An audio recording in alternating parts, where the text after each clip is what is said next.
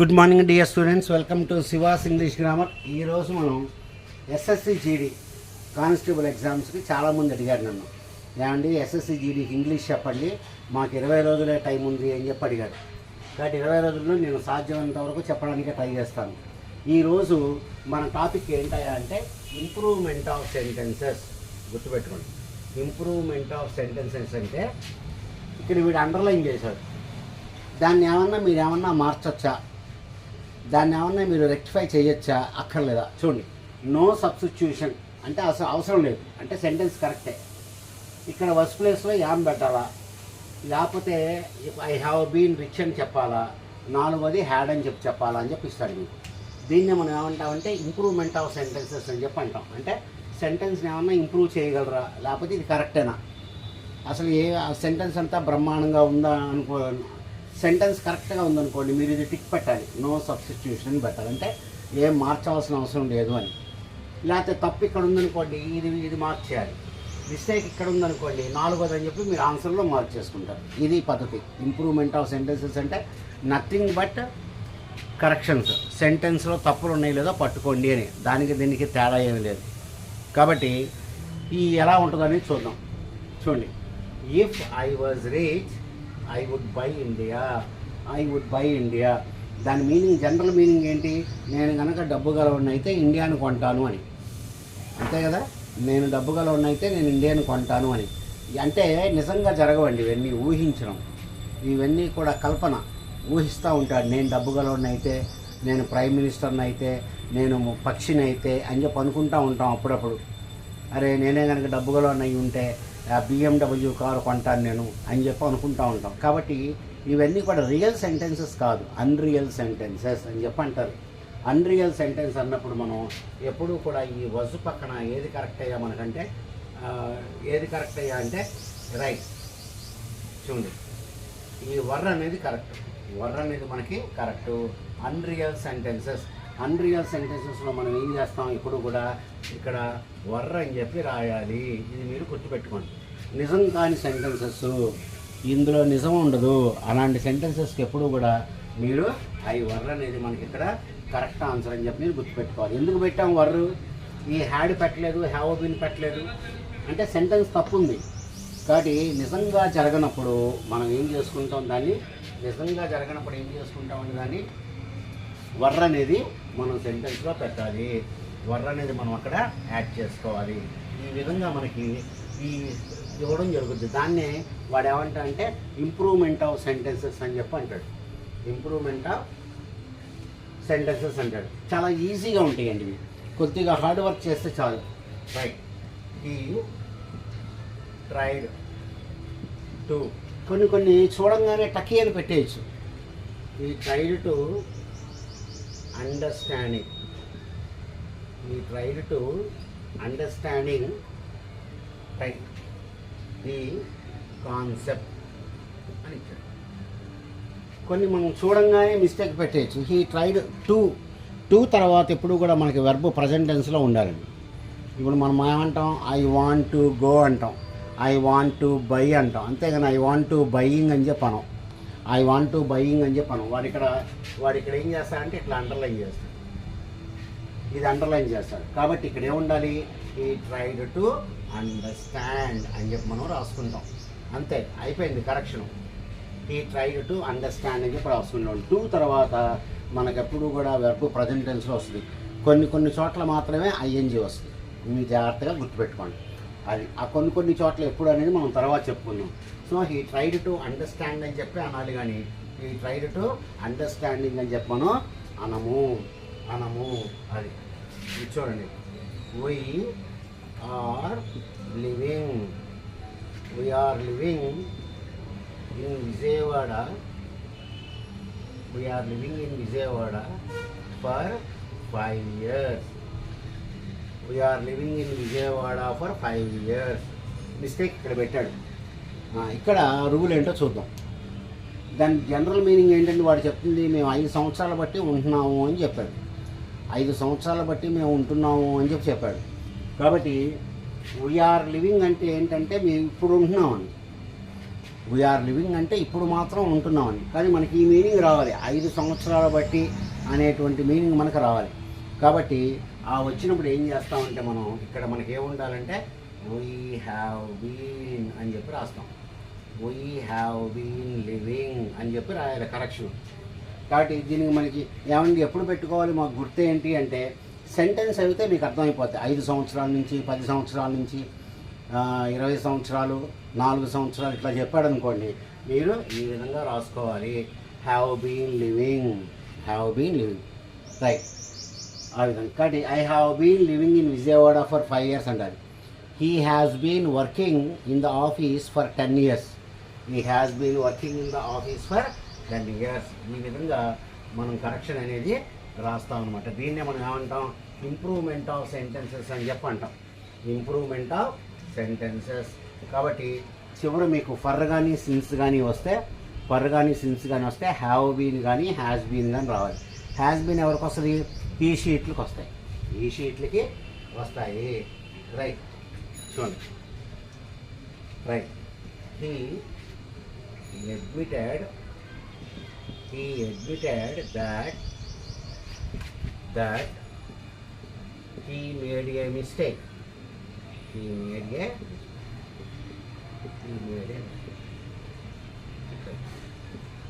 ఇది అండర్లైన్ చేశారు. అంటే మిస్టేక్ అక్కడే చూసుకోవాలి మీరు, మిగతా చోట పని చేయదు.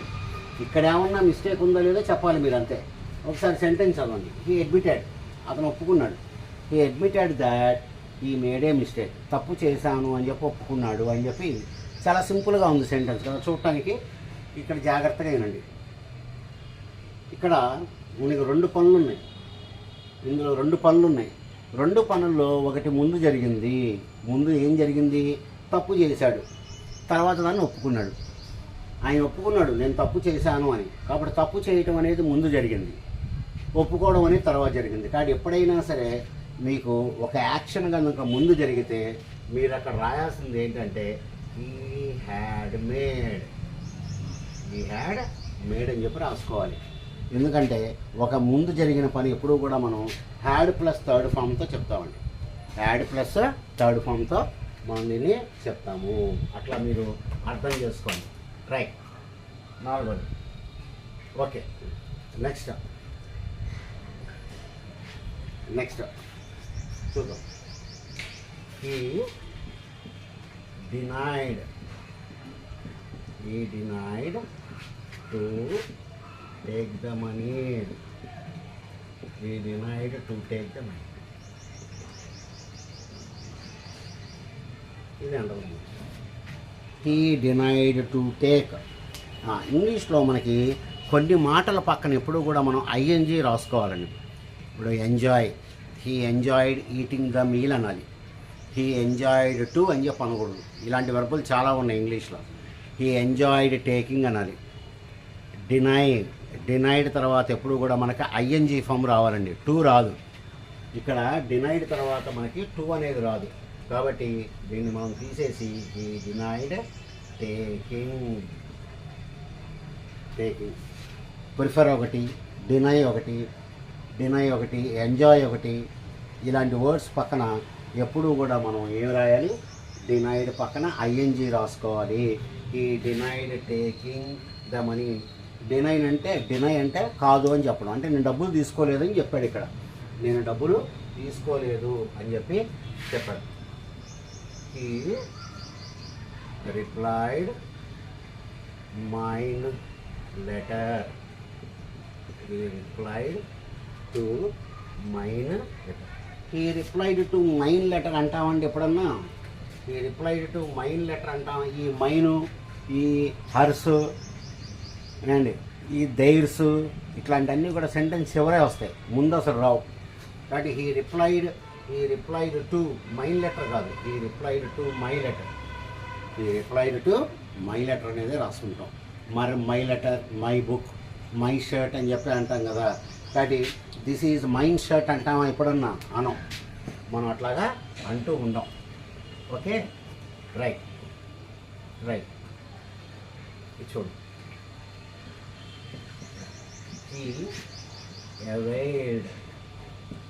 He he availed of the he availed of the leave.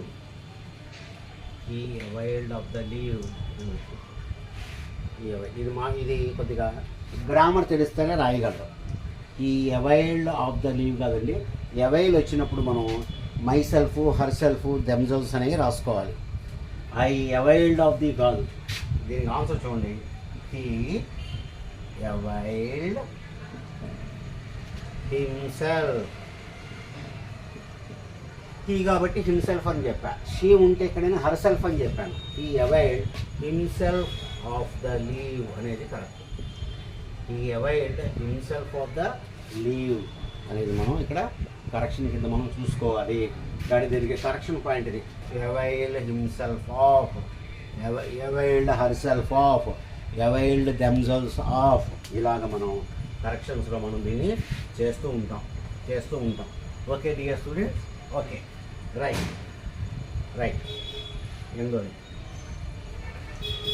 I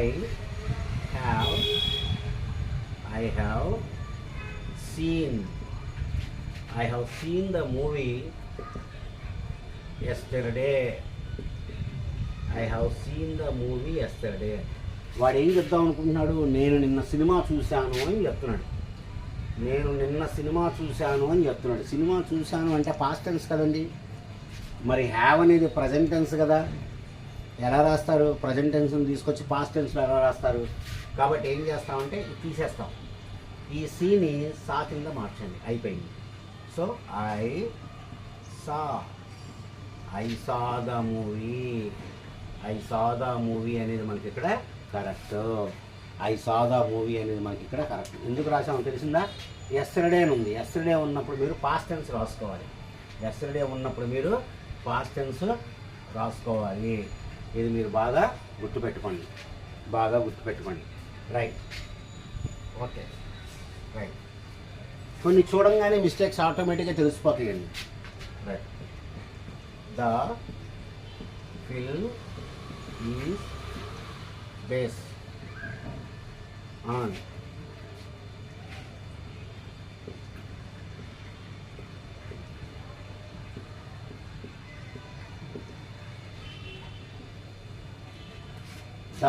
is based on children's stories. మనం అట్లాగా చదవటం అట్లా అలవాటు చేసుకోలేదుగా మనం. సంథింగ్ ఈజ్ బేస్డ్ ఆన్ అంటాం, మనం అలవాటు చేసుకుంటాం. బేస్ ఆన్ కాదు. కాబట్టి ఇక్కడ మీనింగ్ ఆన్సర్ ఏంటి అంటే is based on. It is based on. The film is based on children's stories. ఈ విధంగా మనం ఈ చిన్న మిస్టేక్స్ దాదాపుగా నాకు తెలిసి ఈ ప్యాటర్న్లో మనకి ఇట్లాగే ఉంటాయి. పెద్ద కష్టంగా ఏ ఉండవు. కాకపోతే మీరు చాలా జాగ్రత్తగా మీరు రాసుకుంటూ ఉండాలి. Right. Okay. The river is overflowing. It's banks.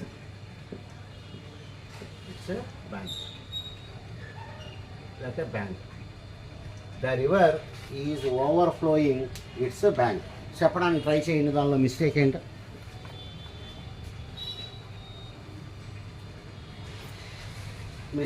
చూడండి. The river is overflowing it's bank అంటున్నాడు అండి. అంటే దాని ఒడ్డు, బ్యాంక్ అంటే ఒడ్డు దాటేసి వచ్చేస్తుంది నీళ్ళు అని. ఇక్కడ మన వాడు ఇక్కడ ఇది ఉండకూడదు. ఇక్కడ ఏముండాలంటే ఓవర్ఫ్లో అని ఉంటుంది. The river is overflow. The river overflow it's bank అని చెప్పింది. అంటే నది ఆ ఒడ్డును కూడా దాటేసింది అని. ఇక్కడ ఓవర్ఫ్లో కాదండి ఉండాల్సింది, నీళ్లు దాటిపోయినాయి, ప్రవహించింది అని చెప్పడానికి మనం అనేయాల్సిన వాటి ఏంటంటే ఓవర్ఫ్లోడ్ అనేది కరెక్ట్. ఓవర్ఫ్లో కాదు. ఫ్లో అంటే ఎగరటం, ఫ్లో అంటేనేమో ప్రవహించడం. కాబట్టి ఇక్కడ ప్రవహించడం అనే మీనింగ్ రాసుకుంటాం. కానీ మనం ఈ ఓవర్ఫ్లో అనేటువంటి వర్డ్ మనకి ఇక్కడ పనిచేయదు. అది రైట్. చూడండి.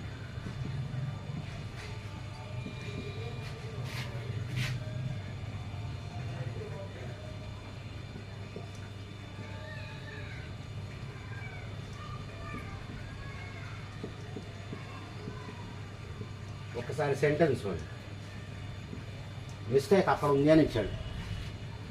ఈ ఎవరు చూస్తారంటే చదివేవాళ్ళు బాగా చేయగలరు ఇట్లాంటి ఎక్కువ ఎక్కువ ఇంగ్లీషు మీద టచ్ ఉండేవాళ్ళు చూస్తారు. ఇక్కడ చూడండి, the higher the demand, the higher the demand dash higher the price, the higher the demand higher the price. అంటే డిమాండ్ పెరిగే కొద్దీ కూడా రేటు కూడా పెరిగిపోతుంది. అంటే ఇది పెరిగిపోతుంటే ఇది కూడా పెరిగిపోతుంది, ఈక్వల్ స్టేటస్. అలాంటప్పుడు మనం ఏం చెప్తామంటే రెండు చోట్ల ది పెట్టాలి. But the higher the price, the higher the demand, the higher the price అని చెప్పి మనం చెప్తాం. డిమాండ్ పెరిగే కొద్దీ రేటు పెరిగిపోతూ ఉంటుంది, రెండు ఒకేసారి పెరుగుతూ ఉంటాయి అన్నమాట. ఇది మిస్టేక్ అక్కడ. కాబట్టి అక్కడ మీరేం చేసుకోవాలి, ది అనేది మనం పెట్టుకోవాలి. ఆ విధంగా మనం చూసుకుంటాం. Right, okay. సీత ఈజ్